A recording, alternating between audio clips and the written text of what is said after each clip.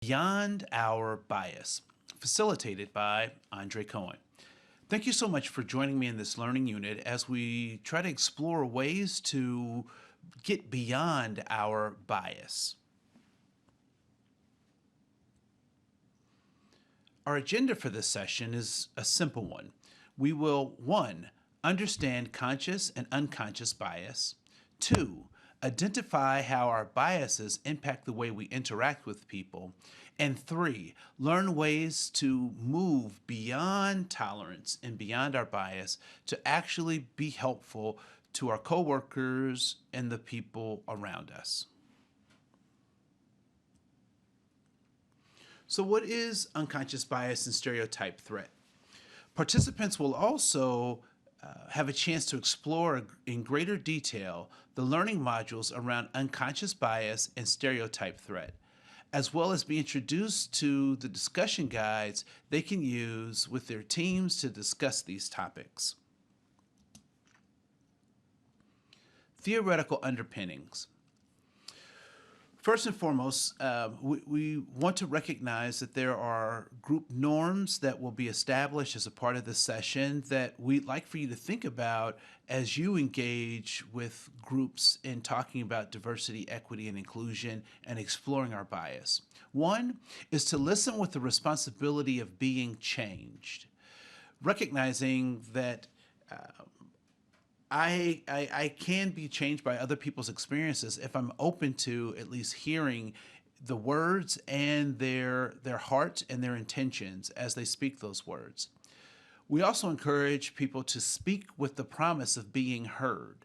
So recognizing that even if you don't have the right words, you don't know what to quite say, but if you use your voice, you will be heard, particularly in this context, in this setting. And so that being heard means that, whether you're typing in a chat room, whether you're engaging in a curriculum piece and you're sharing information with others in that space, that it is their responsibility to try to hear what you're saying, both through your words and through your intentions. And so asking clarifying questions will be extremely important and encouraged. Be present and bring your best self to having these conversations, right? So many of us believe that we can multitask or we can do many things at one time. What research says is that actually what we do is we divide the attention that we have into smaller pieces. And so we ask that you bring all of your full self into this conversation and that you bring your best self. Now, what is the best self? The best self is a measurement that you create based on your past and previous performance. And so you know what your best self is. And we will make the assumption that you're bringing that best self into this conversation. Recognizing also that everyone has something to learn and something to share. And so some people will say, well, I've been in this conversation before, or I've sat with this person before. What I'd like for you to do is think about the opportunities that you have with the topic, with the information, as well as the people that you're communicating with, and look at this more as peeling back the layers of an onion, more so than just looking at a piece of fruit that you can, a pear, for example, right? But really think about what are the different layers and how do we get down to the core piece by piece through sharing and communicating with one another. We will also need everyone in the organization. So we're encouraging people, just not in your group, not just in your session, but throughout the organization to contribute to this conversation. We also would like for folks to be willing to experience discomfort.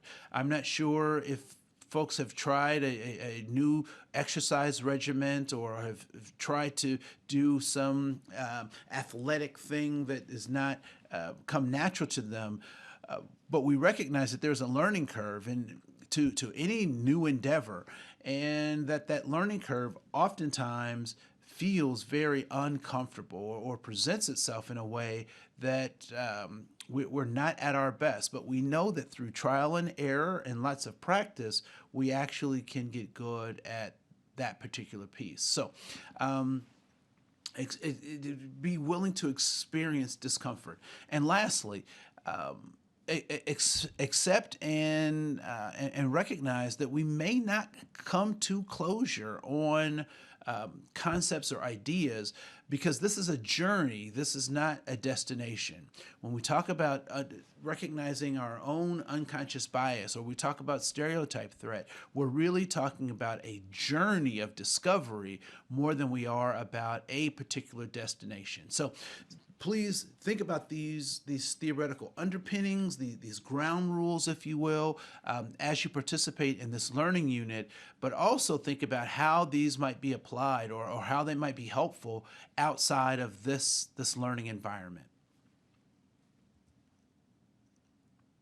So we're going to talk a little bit about this idea of core values. And so at this point in the presentation, what I typically do is I have people write down the things that they value in the orange circle. So there are 5 things that folks value.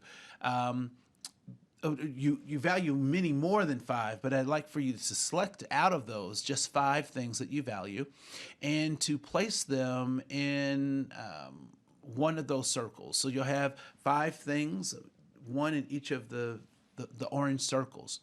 And while you're doing that, what I typically do when we're in a group session is have people find folks who have very similar values.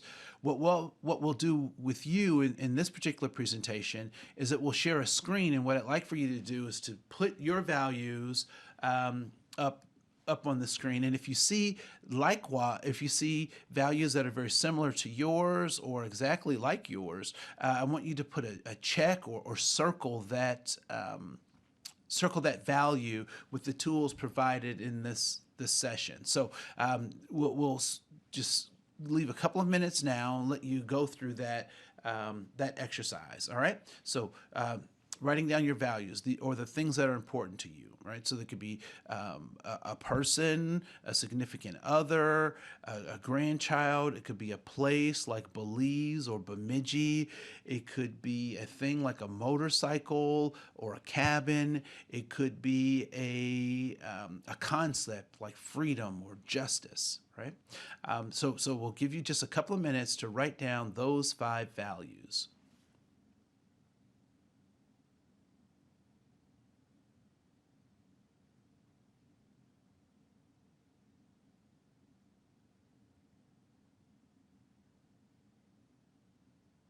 All right, now that you've written those values, we'll go to the next screen. And what I want you to do is I want you to share those values. And like I said before, I either want you to put a check mark next to the ones that are similar to yours, or put a circle around the ones that are similar to your values.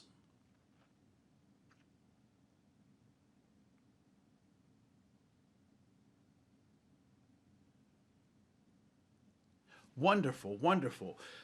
What did you notice about those values that people wrote down? You probably noticed that in many ways they're very similar, right? And so we share a lot of the same values, but not every value that was written was also the same as other people's values, right? So what I'd like for you to do is to think about diversity in this way, or write this down as something to remember about diversity. That diversity is the accounting for and the respecting of our commonalities and our differences at the same time. Right? So respect for diversity really is about looking at these commonalities and these differences at the same time. So many of us we've had many of the same human experiences. We've been hungry, we've been in love, we've been out of love, we've yearned for something, we've had goals, and so those very human experiences is something that we all share. Right? Many of you, so that's something that we all share. what we also have to recognize is that the context that we've come from have made our experiences or the methods we've tried to use to reach those yearnings and those longings very different, right? So I am African American. The government describes me as African American. And what we have to recognize that is that I'm much more than African American, right? So I'm a father and I'm a husband. I'm a human being. Simultaneously, if I don't recognize how the world sees me, I will do myself a disservice, right? The government refers to me as African American. And so the world treats me the way that has been set up. And so it's important that people recognize, my wide nose and my curly hair and the brownness of my skin, because that is a filter that is used oftentimes to interact with me, but also changes how I end up interacting with the world. And so that is a lens that I have to be mindful of. But it is not the only thing that I am, right? And so when we think about diversity, it is our commonalities and our differences simultaneously. And so we have to recognize both of those. And that is a difficult thing to do, to hold two what some folks might say opposing viewpoints at the same time. But as leaders, we're asked to do things that other folks aren't able to or willing to do. And so when we think about diversity, it is about our commonalities and our differences. And so what I'd also like to do is to kind of talk about the larger part of this circle. And this is the circle of all human knowledge. And in this part of the circle, we typically talk about or refer to our what we know as human beings, right? So oftentimes in presentations, I use the circle as a demonstration I'll just do it. I'll do it with you right now, right? So this is the circle of all human knowledge. Ah, ha, ha, ha, ha. Okay, my maniacal laughter is a bit much. But the point is that this contains everything that human beings can know. And so what I'd like for you to do is to cut yourself a slice of this pie, if you will, of what you know of all there is to know, right? So just, write on your paper, or you can do it on the screen. Just draw yourself a piece of pie the size of what you know, right? And for most of us, it's not a very big piece. Like I know my name, I know how to get dressed, I know the days of the week, right? I know my job pretty well. So those are things that I certainly know. The next thing I like for you to do with the same diagram is to draw a piece of pie the size of what you are aware of that you do not know. What you know, you don't know. So for me, as an example, I know that I don't know how to fly. I don't know how to fly an airplane. I know that I don't know Mandarin Chinese. I know that I can't swim long distances, right? So those are things that I know, I'm aware of, right? And so I'd like for you to cut yourself a piece of pie of the things that you know you don't know, or things you are aware of that are not in your frame of reference, or things you know, right? So for me, when I draw this piece, it's a pretty considerably it's considerably larger than my first piece, right? So what I know is pretty narrow. The second piece is pretty broad, and I know some of you out there are like, well, that's just the rest of the pie. I just want you to work with me and make it quantifiable, right? So quantify that second piece. And so there are tons of things that are outside of our awareness that might be contained in this second piece. So then what is going on with the rest of the pie? So I think many of you have probably caught on to the where we're going with this. So we talked about what we knew. We gave examples of what we know we don't know. And what is that third piece of pie? It is what we don't know, or our blind spot, right? So it's our blind spot. So somewhere on your paper, somewhere on the screen, go ahead and write the words blind spot. Now, the interesting thing about these three pieces, this circle, this pie, if you will, we could call that your paradigm. We can call that whole pie, what you know you don't know, and what you and your blind spot. We can call that your paradigm, and that's Paradigm. I used to say paradigm. I was hooked on phonics. It worked for me, right?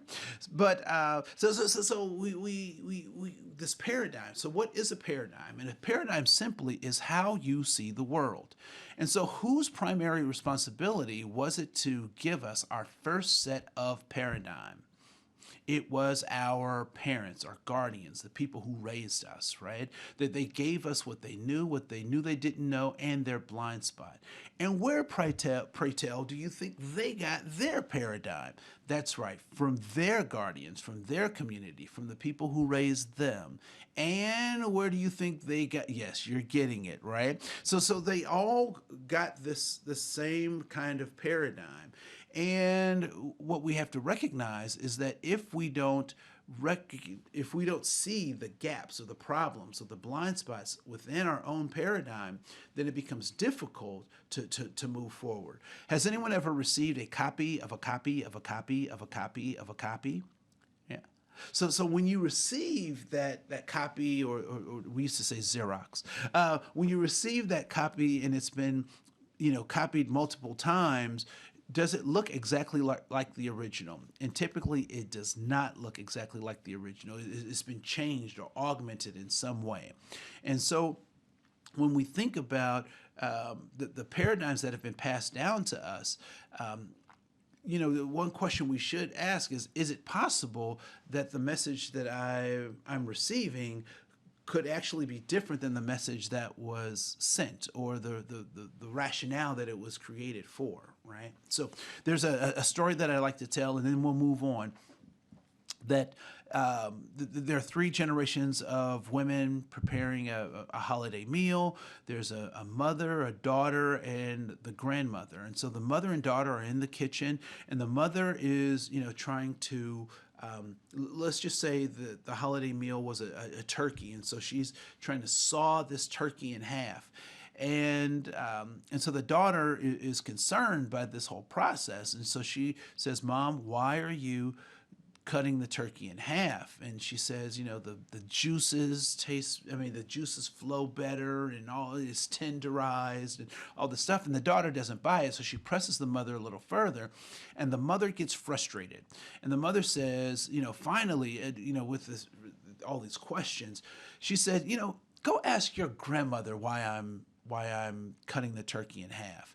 And so the granddaughter's like pretty inquisitive, so she goes over to the grandmother and says, "Grandmother, Mom is cutting the turkey in half, and she told me to ask you why she's cutting the turkey in half."